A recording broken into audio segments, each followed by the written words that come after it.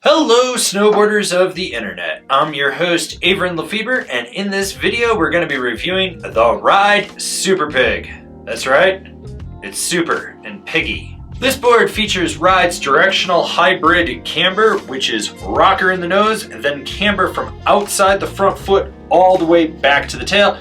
So basically, directional cam rocker. You're going to get the load and pop of traditional camber, but you got the rocker in the nose, which is going to help with the ease of entry in and out of turns, as well as optimal powder float. This board is available in 5 sizes: 142, 148, 151, 154, and 158. I rode this board at Steamboat Springs on a sunny bluebird day with 0 winds.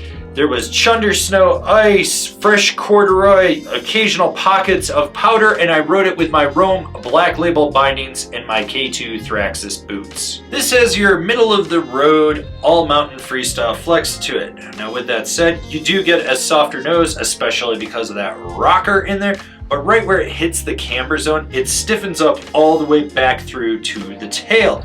Now it's not like crazy stiff, but it's stiff enough to notice it, and between the feet, that torsional flex gives you a little bit of play, but you're not overpowering it. Now when it comes to stability, you do get chatter in that nose, and it does resonate back under that front foot, so just feel those vibrations and expect it to happen. In rutted out terrain, or when you're just busting through heavy snow, it plows through everything with ease and it stays on top of it, but big jarring hits, you're just gonna feel everything just come right up through the bindings into your ankle, knees, hips, and back.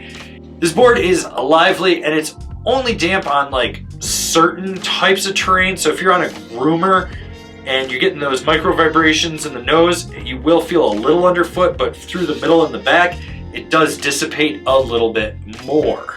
Between the carbon layup and the camber profile of this board, you're gonna load it up to get it to snap, and when you do, it's gonna snap. This board has a ton of pop. Side hits, rollers, using a fat family of skier people as a launch ramp, not a problem. This thing's gonna boost. Just load it up and expect it to just snap right off the tail. Now, I didn't hit any jumps with it this time, just didn't happen. But nothing's changed in that department. You can still send a jump with this thing, small, medium, large. If you know how to jump, you're not gonna have a problem with it. Here's the thing about buttering with this board. You got this huge rocker in the nose, and that is the optimal sweet spot. Pop a 180, land on it, hold it, it's just gonna press, and you're gonna be able to just keep on going. With the tail, it's a little stiffer, so you gotta muscle it just a little bit more. You're gonna feel that fight of the camber zone, so when you get sideways, it wants to just sort of snap back down. Be prepared to kick your knee in and just balance your weight out over it. When it comes to jibbing, same thing. That nose is going to lock in for an optimal nose press, and you're still gonna get that spring of the camber out underfoot. With the tail, you do end up pushing into it a little bit harder. It does hold it. Some people are probably gonna have the nose slapped down if they're not prepared for it. And when you get sideways, with it being camber through the inserts, you feel it hug. It doesn't really clap out, but it just more or less slightly hugs around the feature and lets you slide. When it comes to carving, this is where I think this board truthfully shines. It's very stable due to the width of the platform on there, which just makes it nice when you do get it on edge. You have that ease of entry from the rocker in the nose, and then the camber section takes over and you lock in on edge. What's nice is you do have that torsional flex between the feet, so when you really load up the tail, you can drive that through a more apexing carve and still get that snap out of your turn. Short, tight, quick carves, long, hard, drawn out ones, Euro carves, it really doesn't matter with this board. It turns nimbly.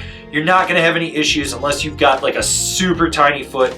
Then you might have some just getting it up on edge. But if you're like a size 8 or bigger, really do not worry about it with this thing.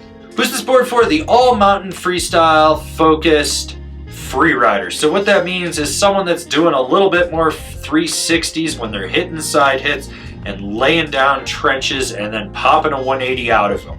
Nothing's changed since the last time I rode this board. I just wanted to update the review, and with that said, it's still a solid board. It's still got a lot of great things going on to it. It's playful where you want it, it's powerful where you need it. The only downside that I could possibly say to anyone is the top sheet on this thing is slightly prone to chipping, so grab a file, bevel around the top sheet just so that way if someone runs into you, you don't have to worry about it peeling back on you.